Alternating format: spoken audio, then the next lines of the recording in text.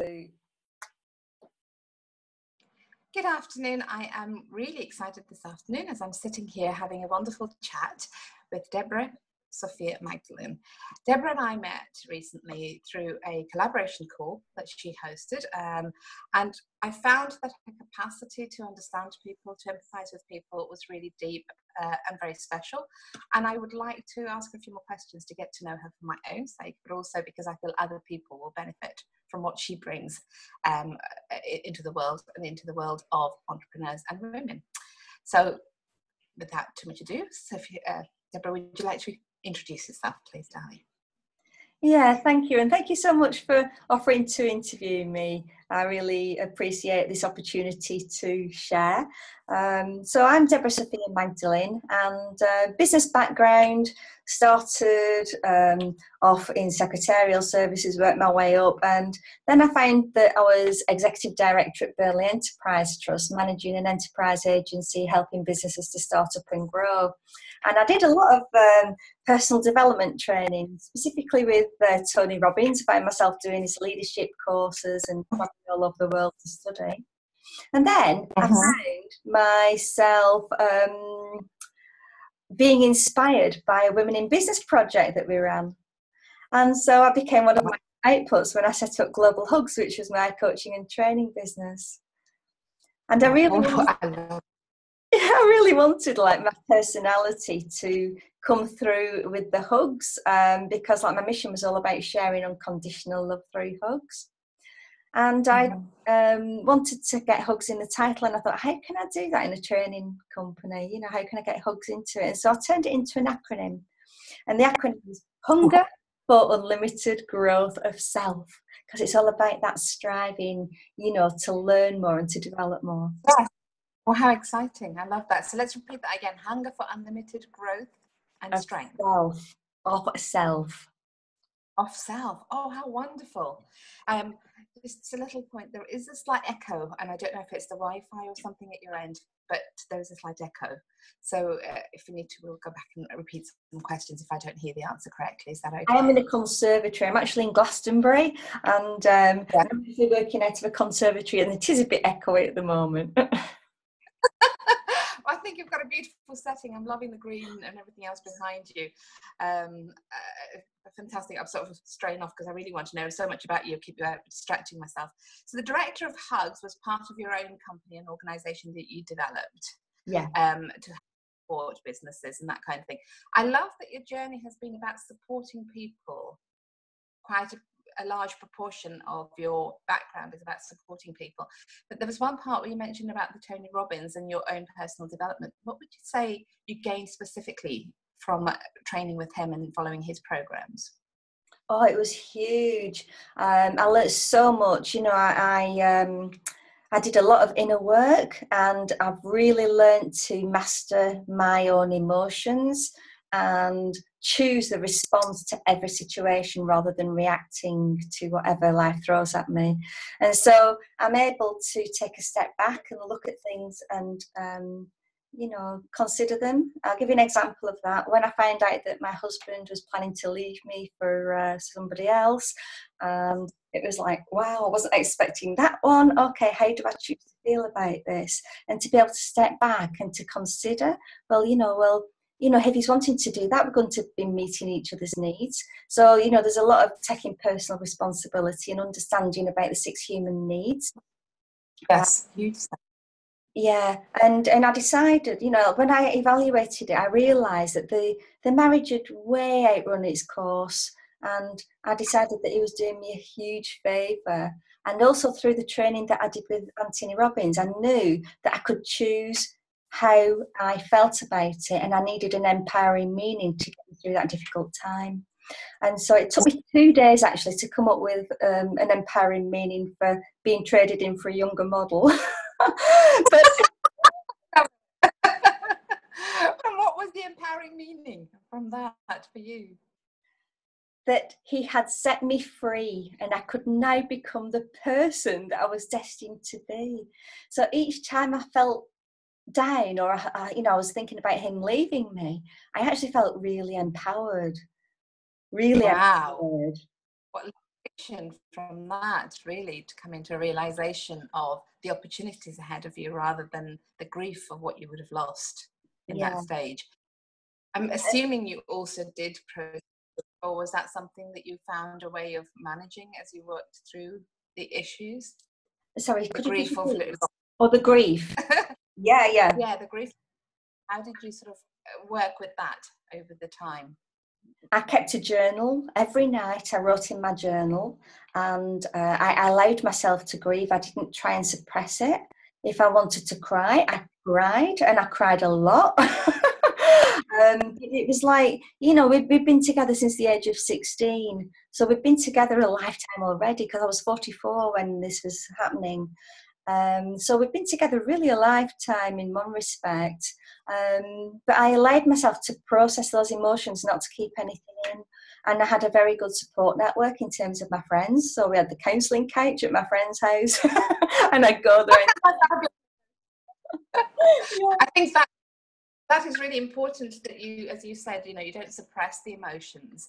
And I know that your work now is also very much in alignment with having the support system and having the liberty, the freedom to go through what you're processing. And we'll come to that shortly. What I'm also excited about is that in the past you did a lot of volunteer work as well. How did that contribute to your personal benefit, and what was the role giving you for others? I've done a lot of voluntary work in my time. I was secretary and treasurer of the local residents association for probably about 10 years. Did a lot, you know, for the community. My son, when he was 13, he joined the Air Cadets in Burnley. Oh. And I got really jealous, because he was going flying and gliding and shooting and going to RAF bases. And I wanted to bring that into my life as well. So I signed up as a civilian instructor, and I got to do all those things as well. It was fantastic. What a beautiful idea. I love that. What was an activity that you loved doing as a civil assistant or teacher? I loved every aspect of it, actually. But in particular, I loved going to the RAF bases because I'd go on extended weekends with them, sometimes for like 3 days, sometimes for longer. I got some fantastic training there as well in like marketing, PR and things like that. I got to go flying and gliding. I did aerobatics, you know, in a two-seater aeroplane with an aerobatics instructor. It was like just incredible. I also, led one on the Duke of Edinburgh programme on the community service element, and we helped to build a miniature railway in the local park, which is fabulous, because now all my family love going on the miniature railway, and me and my son Chris were saying, we helped to build that. I love it. So when you say the family helped build it, did you always have a voluntary streak? Did you always have a community streak from a young age, or was it something that came into you as you got older? As I got older. Yeah, I love that idea, the fact that you gave yourself so much space to grow and not to limit yourself. So it doesn't feel like at any point in your life you've been limited. Do you feel that there were any points where you did draw back from being yourself? I think when I was married, I lost a big part of my identity and lost who I was, because I felt restricted in some ways, you know, because I was bored in the marriage and I wanted more out of life. I didn't want to sit there and watch television and drink wine every night, you know, and it's so easy to fall into that habit.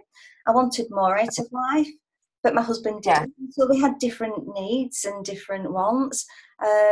And so like he really did me a huge favour, because he did set me free. And actually that was a catalyst to my awakening. And I've never looked since. Wonderful. I think it shows a huge strength of character when you can say this is a turning point for me, and find the new seeds that you want to actually sow, which I love the idea of. I'm also very intrigued. I mean, there's two things that I want to sort of really focus on as we move forward. One is your nomadic lifestyle. I mean, there's so much more I could ask you, but the nomadic lifestyle, tell me a little bit about that. What triggered that? What appeals to you about it? Well, what happened was that I turned 50 in 2011, And I decided Oh. it was time for me to start putting me first after coming way down on my list and putting everybody else before me. You know, I had children living at home. I was doing supported lodgings with homeless teenagers for 5 years, and my home had become like a refuge. And, you know, I found that I was giving so much to other people. You know, I was running Mastery Path, which is a spiritual group that I've run in Manchester for like 11 years, holding space for people to learn and grow. And it's also been a huge part of my own development. But turning 50 was a significant turning point for me. And I gave my children 6 months' notice to leave home. I Great step. Yeah, I sold the house. My next door neighbour bought the house, so I didn't need to put it on the market. I virtually gave away most of my possessions. I just kept, you know, the odd thing, which is stored in my dad's loft. And that was a huge letting go process, you know, letting go of emotional attachment to things. And I realised that I'd become a prisoner of my own possessions. It's like I want to downsize, and it's like, well, where's all my stuff going to go? You know, and I'd accumulated so much stuff, material things, over the 20 years that I'd lived in the house, that I just couldn't imagine me living anywhere else. And so I thought, well, if I don't have the house, if I don't have the stuff, I'm actually free. And so that's what I did. And so I separated my stuff into different categories. It set my daughter up in her house, my son up in his house, my nephew up in his house. I gave things to the women's refuge, and I gave things to the charity shop, and I gave things to a homeless charity. And it was liberating, absolutely liberating. And then I spent 2 months traveling around Europe in my car, and camping and visiting sacred sites that I'd always wanted to visit. So I did the Mary Magdalene Trail in France, the Cathar Trail, you know, revisiting past lives. I stayed in a spiritual community in Italy called Damanhur, and it was an incredible experience. And what happened was, my plan was to go to India, but as I was coming back up the motorway in France to get the ferry home, the car had gearbox failure, and I lost complete control of the steering. The car started to spin, and I called in my angels for protection. And, you know, the car came to an abrupt halt. I was fine. My partner, Paul, who was with me, was fine. And it was all part of the letting go process. I let the car go. It was like a write-off. The insurance company wouldn't pay for it because it was mechanical failure. And just check your insurance policy, right? Because you'll find that mechanical failure is an exclusion on the clause. They always look for ways to pay to pain. So I just left the car there, gave it to the garage, got the train home, and I thought I'd go to India. Then it turned out that my parents were both ill, and so I ended up moving in with them in a caring role for 2 years and going on shorter trips. So I travelled through Egypt. I did a pilgrimage through Mexico and Guatemala for 2012. But then in 2013, I was really getting a strong calling to go to Peru. And so in September 2013, I bought a one-way ticket to Peru.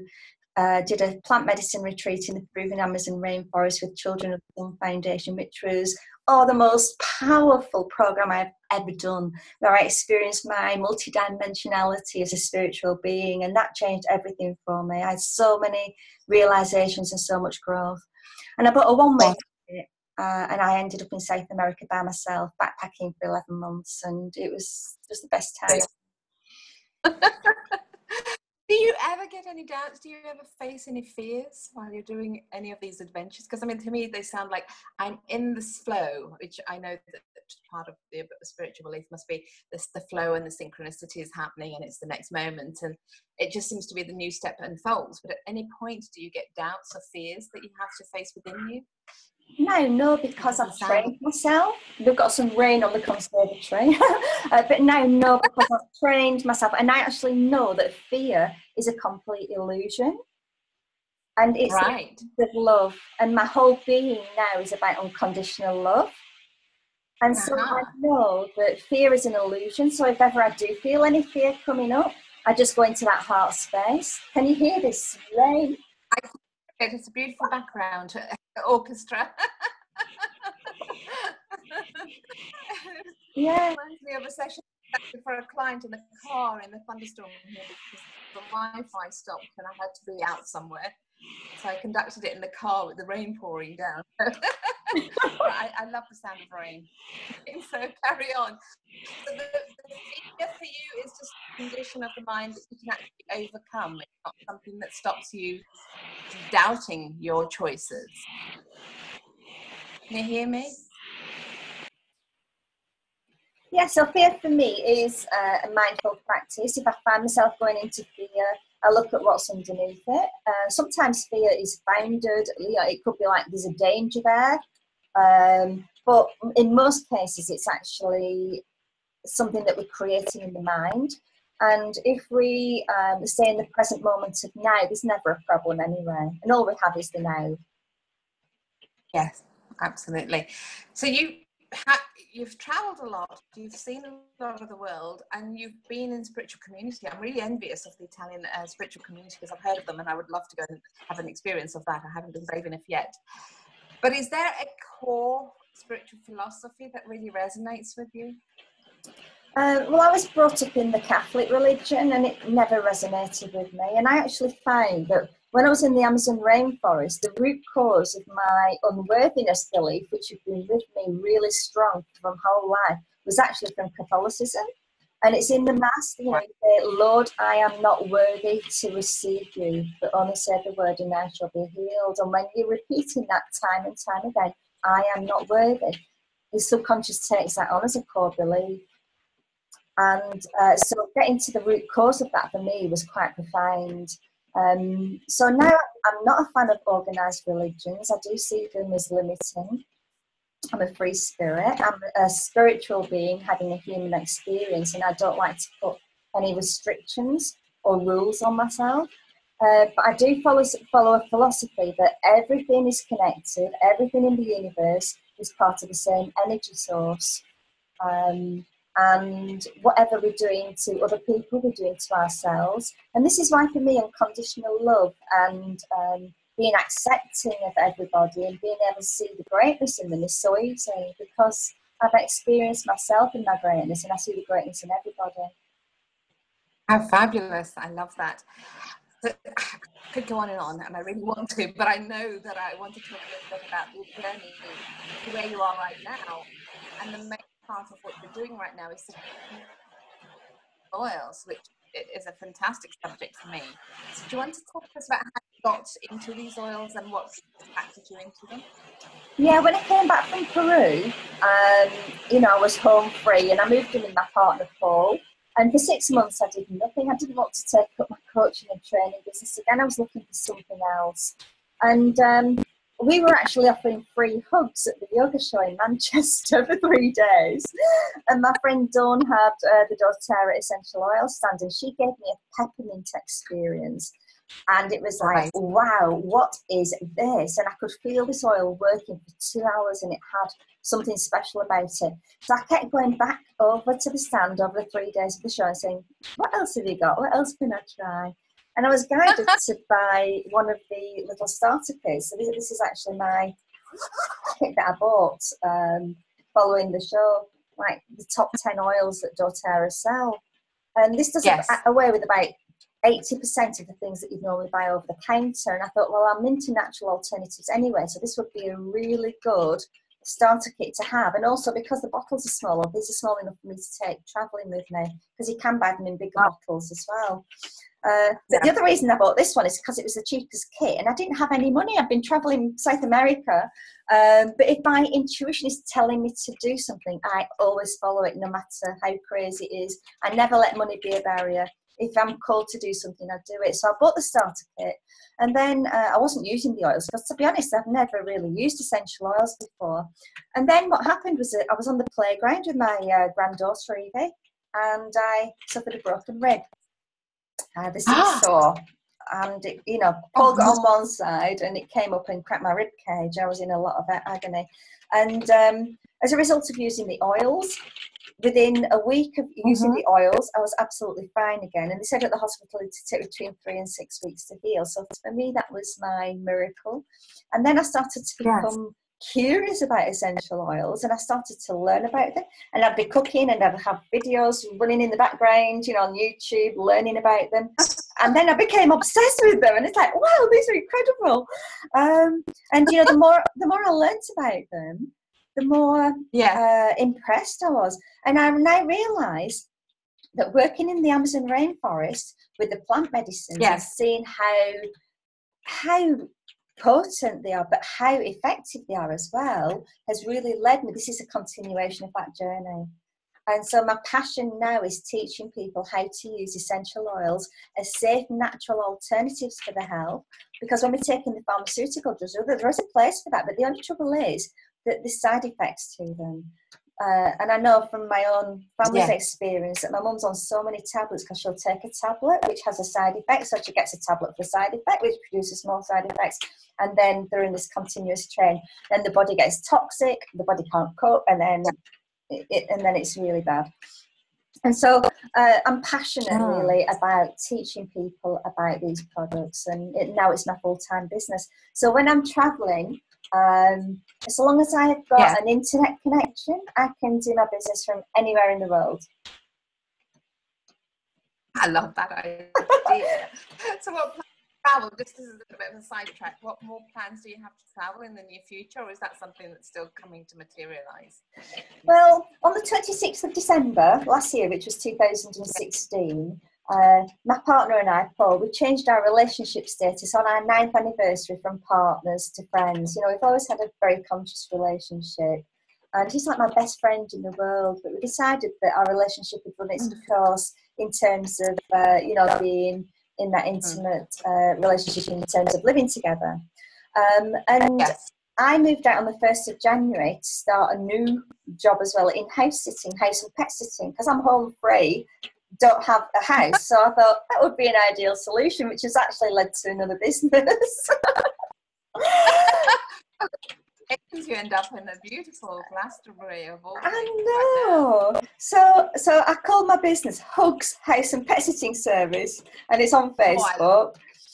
And now I get to spend time in other people's houses, looking and caring after for the pets, which is a lot better for them. You know, it's like when they go into kennels and things like catteries, it can be quite distressing and traumatic for them.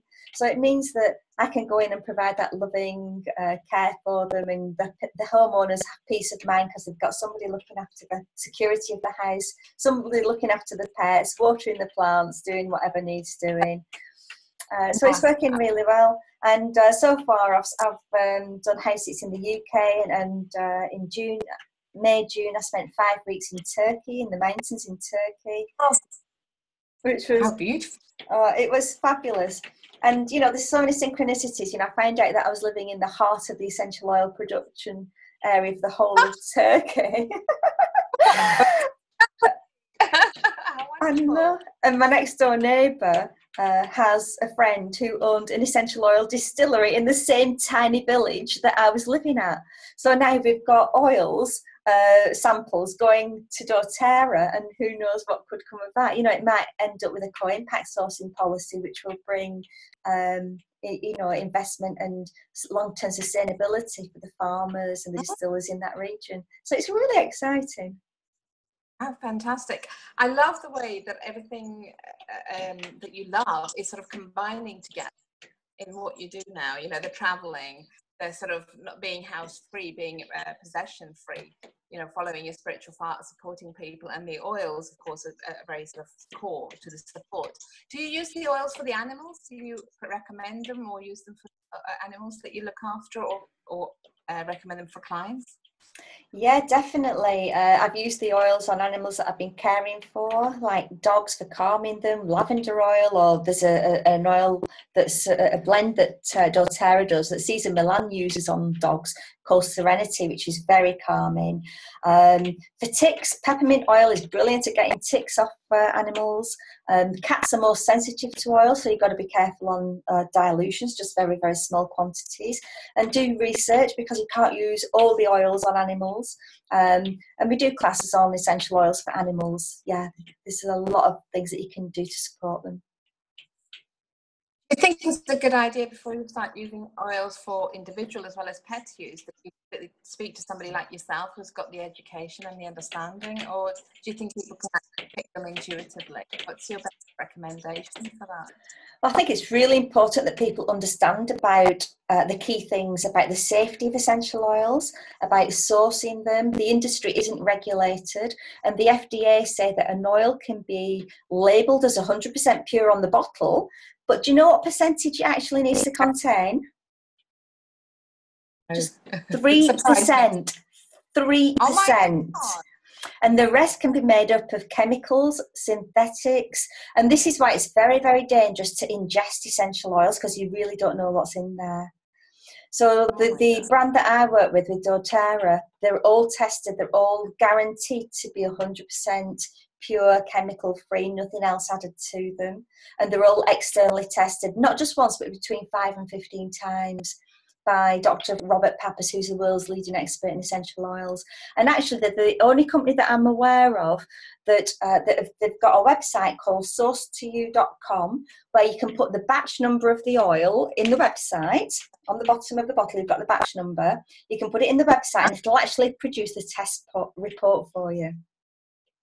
Wow, I love the fact that there's so much sort of connectivity. There's not sort of a hit and miss there.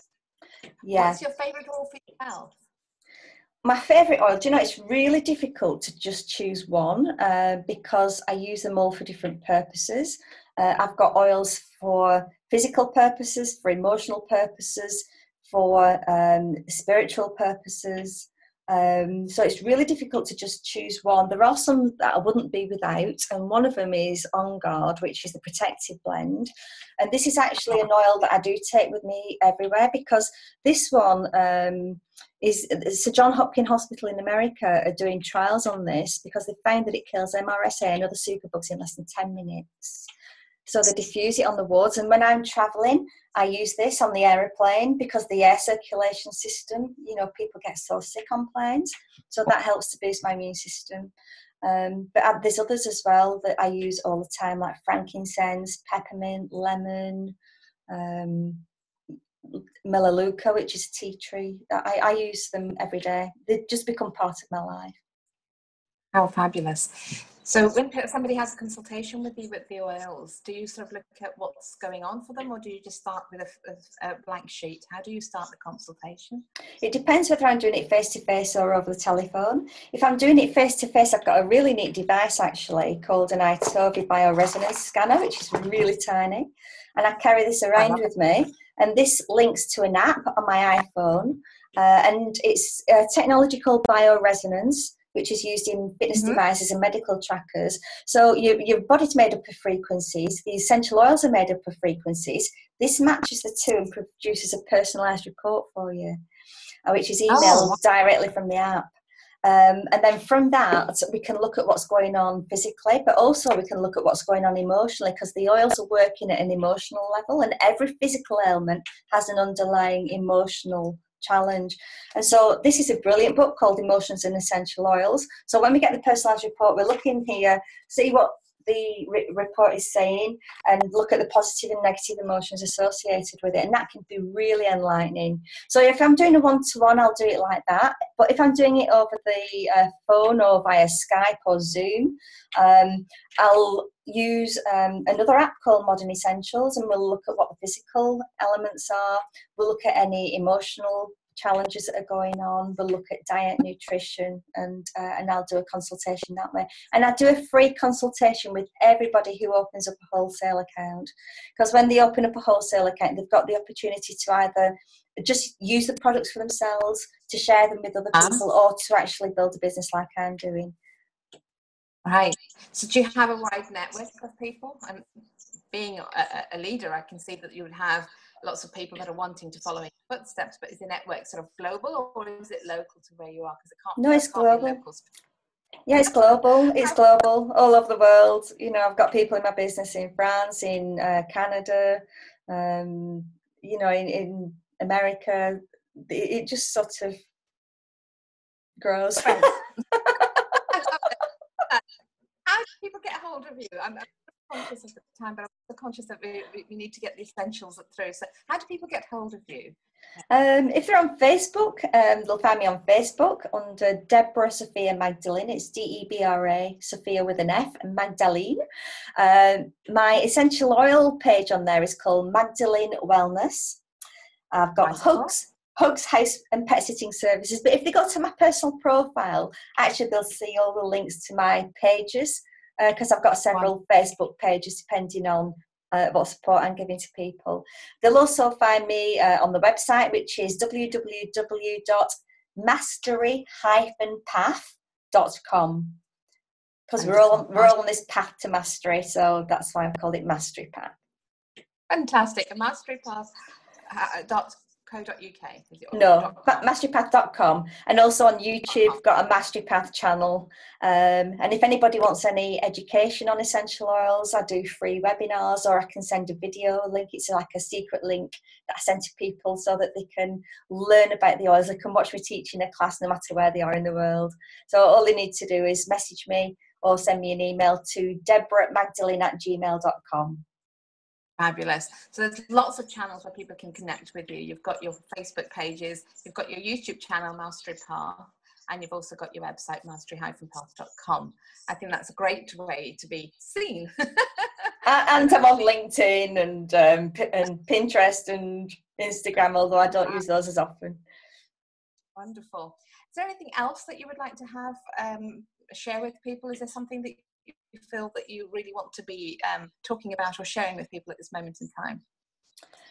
I'd just say, really, as a final thing, that, as spiritual beings having this human experience, we're at a really exciting time in the Earth's evolution, where the Earth frequency, the Schumann resonance, which is the heartbeat of Mother Earth, is raising. And people are going through significant shifts, and they'll find that things are coming up emotionally for them. And it's really important just to allow yourselves to go through the process of releasing what's ever coming up. It's coming up so that it can be released, so that you can raise your own vibration. And this is some of the work that I do, to help people, in raising the vibration and not being frightened of what they do. Like I'm running a retreat in Glastonbury, the 22nd to the 24th of September this year, which is 2017, to help people design the life that they really want to live, and to be a conscious creator of their own life, because that's what I've done. I've consciously created my own reality. So we have our own universe, and we can bring into that whatever we want. So I just say, it's about not being a victim, about taking personal responsibility for where you are right now in your life, and knowing that you can make these changes and you can do anything. We're unlimited beings. I love that. And just as a final thing, we connected through the Silver Tent collaboration call. How did you get involved with the Silver Tent? Because you were the facilitator on the call that I attended.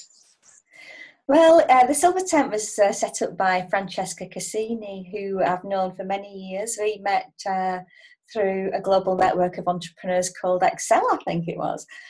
So we've known each other for quite a while, and she contacted me earlier in the year to invite me to become a Silver Tent member. And so I've been part of the Facebook group. And then in June, when I was doing a house sit in Turkey, I was doing a series of interviews called Ladies Make Money Whilst Travelling, which is on Mastery Path's channel, and you'll find it on a playlist. And Francesca was the first person that I interviewed. So you'll be able to find the interview on there. And then after the interview, we talked about me having a paid membership of the Silver Tent, and I decided that that's what I wanted to do, because I wanted to play at a more significant level. I've got a lot to offer, and I'm very much into contribution, and I just love what she's created within the Silver Tent. For anybody who's listening to that and they don't know what the Silver Tent is, it's a community for ladies age 50 plus. So the Red Tent movement is a big movement worldwide for women, but the Silver Tent is specifically for women age 50 plus. And I find it's such a beautiful community, supportive, conscious ladies. And so I've participated, as a paid member in hosting collaboration calls, which is how we connected. Because Yeah, I've run business mastermind groups when I was running Global Hugs, my coaching and training business. Yeah, I love that. So, Yeah. yeah. And also I sort of facilitate like meetups. So we've got a meetup in Glastonbury, Silver Ladies Lunch in Glastonbury, and I've just set up just set up a healing circle as well, because a lot of ladies I notice are posting healing requests within the community. So I thought it'd be good to actually coordinate that into one place. So at 9 o'clock on a Sunday night, we're going to tune in and send healing to the people that have requested it. Fabulous. I love the way that the silver tent is growing. So if anybody's watching this video, I'd completely recommend anybody over 50 looking for any kind of support, contribution, or to be part of a group that's having fun while continuing to grow. That, I think, is a great place to be. Thank you, Deborah. Is there anything finally before we finish off that you would like to add? No, I think that maybe give the URL for the silver tent. It's www.thesilvertent.com. So if you go on there, you'll find the all the details, and and if you're a lady, over 50, come and hang out with us. It's awesome. It is awesome, absolutely. Thank you for your time, Debra Sofia, today. I've really enjoyed interviewing you, and as I said, can't wait to meet you in person. Thank you. Thank you so much for offering to interview me, Reshmi. I really appreciate it. Lots of love and God bless. You too. Bye-bye, darling.